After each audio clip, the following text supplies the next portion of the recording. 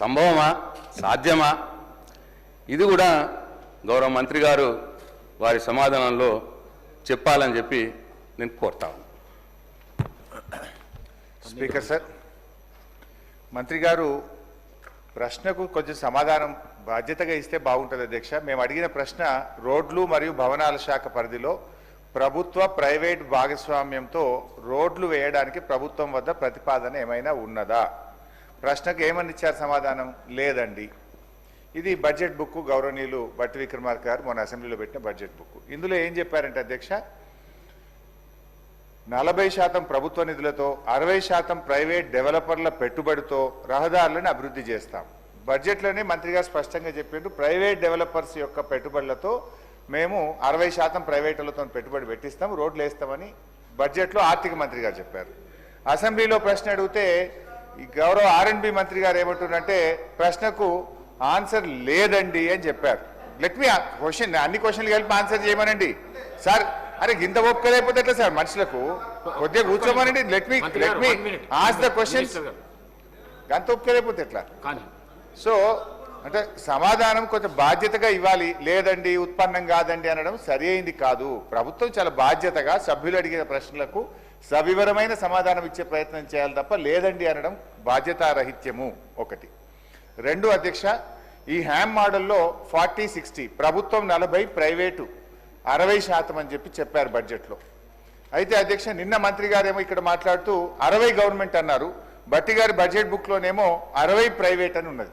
Budget బుక్లో 60 private అని ఉన్నది.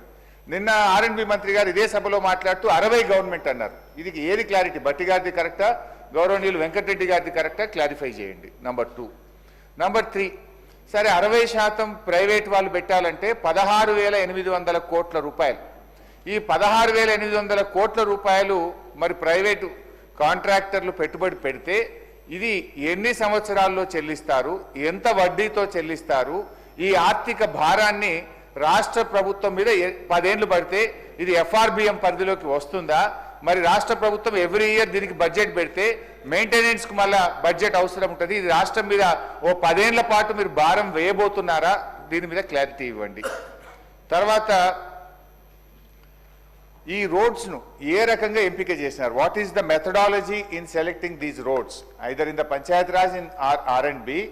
మీరు ఈ హ్యామ్ మోడల్లో చేసేటువంటి రోడ్లను ఏ ప్రాతిపదికన ఎంపిక చేస్తున్నారు? దీంట్లో శాసనసభ్యుల భాగస్వామ్యం ఉందా? అందరూ, ఎందుకంటే బీఆర్ఎస్ ప్రభుత్వం ఉంటే అధ్యక్ష రాష్ట్రంలో మిషన్ కాకతీయ చెరువులు చేయాలంటే రాష్ట్రంలోని ప్రతిపక్ష, విపక్ష, స్వపక్ష లేకుండా అన్ని చెరువులు చేశాం. అన్ని మండలాలకు డబుల్ లైన్ రోడ్ అంటే ఏ పక్షమన్న కానీ అన్ని మండలాలకు డబుల్ లైన్ రోడ్ వేశాం. అయితే ఈ హ్యామ్ మోడల్లో మీరు 28,000 కోట్ల రూపాయలతో రోడ్లు వేస్తామన్నారు. ఈ రోడ్ల ఎంపిక ఏ ప్రాతిపదికన చేస్తున్నారో గౌరవ మంత్రి గారు సమాధానం చెప్పాలని కోరుతున్నారు. మినిస్టర్ గారు.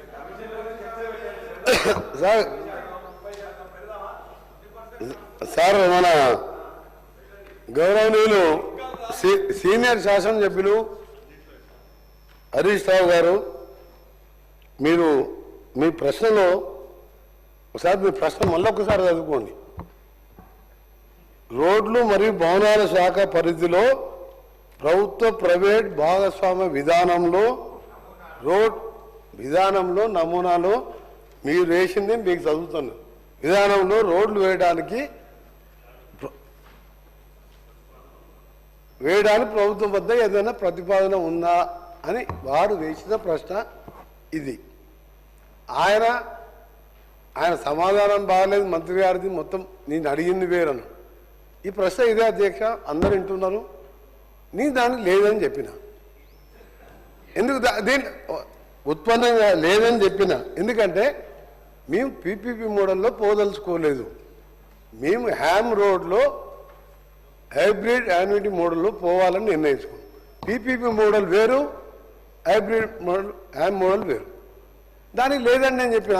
వారేం చెప్పారు నాకేం తెలియదు. అంటే వాళ్ళు చాలా మేధావులు, మాకేం తెలియదు. ఆయన అడిగిన ప్రశ్నకే సమాధానం లేదని చెప్పిన. ఇప్పుడు కూడా చెప్తున్నా లేదండి. ప్రైవేట్ పబ్లిక్ పార్ట్నర్షిప్లో లేదని చెప్పిన.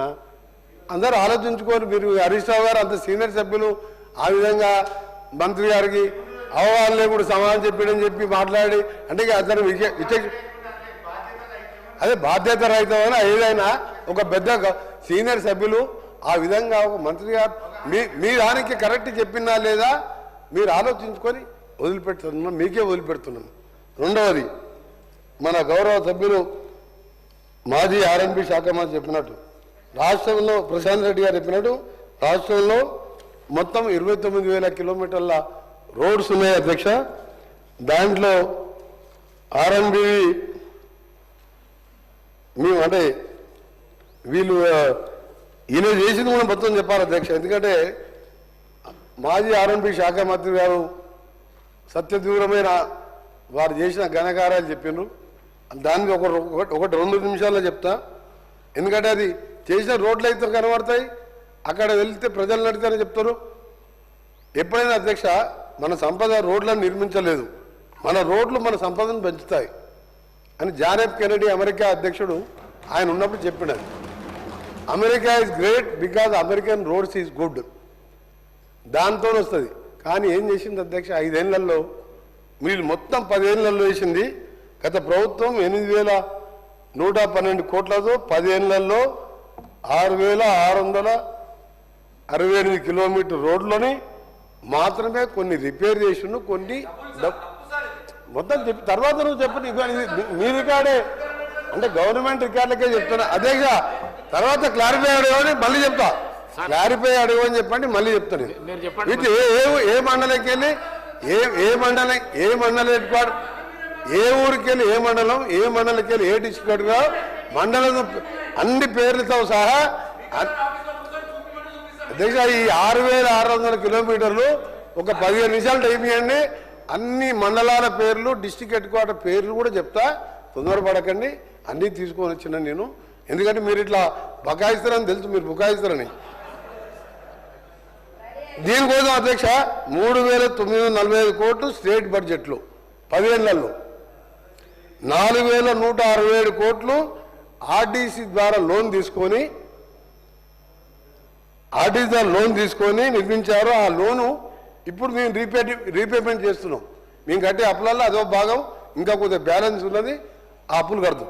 అంటే వీళ్ళు మొత్తం పెట్టింది అధ్యక్ష 10 ఏళ్లలో 3,945 కోట్లు మాత్రమే. ఆ లోన్ అప్పు మేము కడుతున్నాం.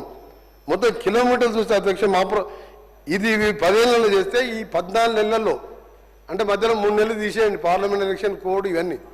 ఈ 14 నెలల్లో మేము దాదాపు 4,000 కోట్ల పైన మంజూరు శాంక్షన్ చేసి టెండర్లు పెట్టి వర్క్స్ నడుస్తున్న మాట. వర్క్ వైజ్ డీటెయిల్ కూడా అందరు సభ్యులకు పంపిస్తా. ఇప్పుడే మీకు హౌస్ అయిపోయేటప్పుడు అందరికి పంపిస్తా. ఏది 12 మంత్స్లో 10 ఏళ్లలో నిర్మించిన రోడ్లని 1 సంవత్సరంలో మేము పూర్తి చేసినాం. ఇది ఎక్కువ మేము చేస్తాం కానీ పని ఎక్కువ చెప్పుకోం అధ్యక్ష. వాళ్ళేమో తక్కువ చేస్తారు, ఎక్కువ చెప్పుకుంటారు. వాళ్ళు ఏంటంటే మొత్తం బ్రహ్మాండంగా ఉంది, బ్రహ్మాండం అనుకుంటే నడిపించింది కదా. మాకు బ్రహ్మాండం ఏం లేదు అధ్యక్ష. ప్రజలకు సౌకర్యం కల్పించాలి. దాంతోపాటు మీరు అధ్యక్ష 2018 నుంచి ప్రశాంత్ రెడ్డి గౌరవ మాది ఆర్ఎన్బి శాఖ సిఆర్ఎఫ్కి వెళ్ళి 2018కి వెళ్ళి ₹1 వచ్చిందా మీకు ఏదైనాకి వెళ్ళి మనకు రావాల్సిన మాట. నేను ఆర్ఎన్బి శాఖ మంత్రి అంటే 3వ రోజు 7th రోజు ఓత్ తీసుకున్నాను. 11th రోజు గడ్కరీ గారిని మధ్యాహ్నం 1:40 1:40కి కలిసినప్పుడు 850 కోట్ల రూపాయలు ఇచ్చారు. ఇక్కడ అందరి సభ్యులకు వీలైనంత వరకు సభ్యులకు ఇవ్వడం జరిగింది. మొన్న 11th రోజు కూడా జరిగినప్పుడు లాస్ట్ వీక్ మళ్ళా 1,100 కోట్ల రూపాయలు సిఆర్ఎం నిధులతో పాటు ఈ సేతు బంధు కింద కూడా 1,240 కోట్ల రూపాయలు శాంక్షన్ ఇస్తూ ఈ 31 మార్చి లోపే వాళ్ళు శాంక్షన్ ఇస్తున్నారు. డిపిఆర్ సబ్మిట్ చేయమని చెప్పాను. అది కేంద్రంకి వెళ్ళి వచ్చిన నిధులు. ఎగ్జాంపుల్ ఏం చెప్తున్నంటే వాళ్ళ పనితనానికి మా పనితనం. రెండోది అధ్యక్ష ముఖ్యమైనది, వీళ్ళు సిఆర్ఎం నిధులతో పాటు వీళ్ళు ఎన్నది అధ్యక్షులు వీళ్ళకు రోడ్లు, మనుషుల ప్రాణాలు అది ముఖ్యం కాదు. పెద్ద బిల్డింగులు ఉండాలి, బ్రహ్మాండంగా కలెక్టర్ ఆఫీసులు ఉండాలి, పోలీసులకు ఏసీ వెహికల్ ఉండాలి. దాని మీద ఉన్న ధ్యాస రోడ్ల మీద లేదు అధ్యక్ష. ఎందుకంటే రోడ్లు అనేది ఒక ఇంట్లో ఒక మనిషి పోతే ఆ కుటుంబం వీధిన పాలు పడుతుంది. ఎన్ని వేల మంది చనిపోయినా 10 ఏళ్ళల్లో మీరు చేసిన నిర్వాహకం చెప్పినా 12 నెలల్లో మేము చేసింది చెప్పినా ఇంకా ఒకటి మీరు బాగా ఆలోచించుకోవాలి అధ్యక్ష, ఇది చాలా సీరియస్ విషయం. ఎందుకంటే రోడ్ సబ్జెక్ట్ అనేది ఏంటంటే ఎన్ని మనం వెల్ఫేర్ స్కీమ్స్ ఇచ్చినా ఎన్ని ఏమి ఇచ్చినా ఆ మనిషి ఇవ్వాలి. ప్రతి ఒక్కరు 2 వీలర్స్ ఉన్నాయి, ప్రతి ఇంట్లో 3-4 వెహికల్స్ ఉన్నాయి, కార్లు ఉన్నాయి, ట్రాఫిక్ పెరిగింది. ఈ సమయంలో రోడ్లు ఇంపార్టెంట్. ఒక పెద్ద నేను భువనగిరి పార్లమెంటు మెంబర్గా ఎన్నికైనప్పుడు వయా ఉప్పల్ ఎలివేటెడ్ కారిడార్ మీదుగా నేను భువనగిరికి వెళ్ళి అటుకెళ్ళి జనగాం, చేరియాల, సిద్దిపేట పోయేవాడిని. అంతకుముందే స్టార్ట్ అయింది అది. నా ఎంపీ టర్మ్ అయిపోయింది. ఇప్పుడు ఏ స్టైల్ ఉంది అధ్యక్ష, నీ మినిస్టర్ కాకముందు పిల్లలు లేచి వదిలిపెట్టారు కింద రోడ్ల గుంతలు. ఆ గుంతలలో పడి భార్య భర్త 2 చనిపోయారు. అంబులెన్సులు పోవు. దాని తర్వాత నేను మా స్పెషల్ సెక్రటరీ గారు, మా సెక్రటరీ గారు, ఏఎన్సీ గారు, అది మీ నిర్వాహకం చెప్తారు. ఒకసారి చెప్పాలా, మీరు 8,000 కిలోమీటర్లు వేసినారు. నేను చేసిన 12 నెలల్లో ఈరోజు అధ్యక్ష మీరు వాళ్ళని రమ్మంటే హరీష్ రావు గారు వస్తారా, ప్రశాంత్ రెడ్డి గారు వస్తారా? ఇక్కడి నుంచి మనం పోదాం. నేను దాన్ని క్లోజ్ చేయకుండా 4-5 సార్లు నేను అక్కడికి వెళ్ళి అక్కడ ఢిల్లీకి వెళ్ళి గడ్కరీ గారిని కలిసి నేషనల్ హైవే చైర్మన్ కలిసి క్లోజ్ చేసి రీటెండర్ పెడితే మళ్ళీ 2 ఇయర్స్ పడుతుంది. అంటే ఆ కాంట్రాక్టర్ని వచ్చి ఎస్క్రూ అకౌంట్ ద్వారా వేరే వాళ్ళతో మాట్లాడి 1 మంత్లో 4 స్లాబ్లు వేసి నెక్స్ట్ మంత్ మరొక 3 స్లాబ్లు వేసి 18 మంత్స్లో కంప్లీట్ చేస్తున్నాం అధ్యక్ష. ఉప్పల్ ఎలివేటెడ్ కారిడార్ ఇది యాదగిరిగుట్ట భువనగిరి హెడ్ క్వార్టర్ జిల్లా, జనగాం జిల్లా హెడ్ క్వార్టర్, స్టేషన్ గన్పూర్ నుంచి వరంగల్ మహానగరం పోయే టెక్స్టైల్ పార్క్. నీ దగ్గర క్వశ్చన్ కాదు, మీరు మొదట నేను చెప్పింది మీరు అధ్యక్ష, నేను నీ అధ్యక్ష ఫస్ట్ చెప్పినప్పుడు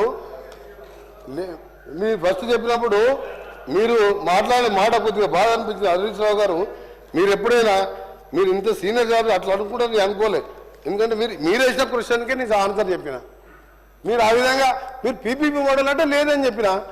యాబ్ రోడ్ మీద అధ్యక్ష క్లియర్గా చెప్తున్నా 40% నెక్స్ట్ ఏప్రిల్ 2nd వీక్లో దాని మీద ఇప్పటికే చాలా రోజులు వర్కౌట్ చేస్తున్నాం. మా స్పెషల్ సెక్రటరీ గారు ఇది వేసే రాష్ట్రాల్లో మహారాష్ట్ర, కర్ణాటక వెళ్ళి రావడం జరిగింది.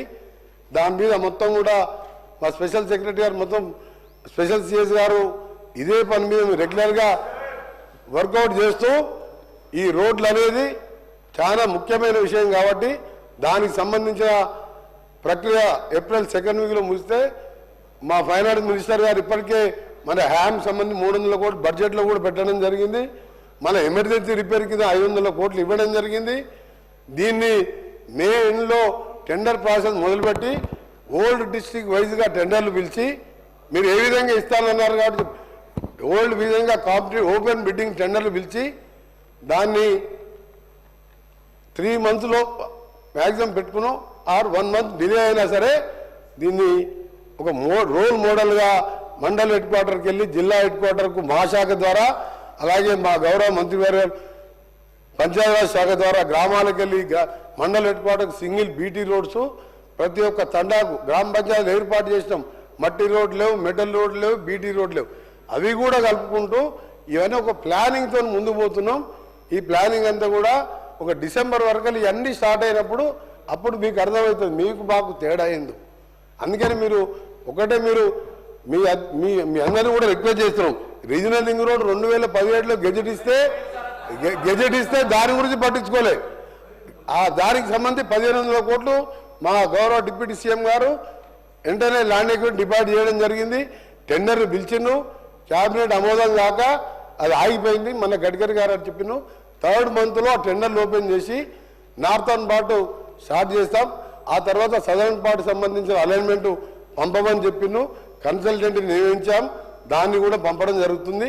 సైమల్టేనియస్గా దాన్ని కూడా టేకప్ చేస్తాం. రెండవది అధ్యక్ష, ముఖ్యంగా మా సభ్యులు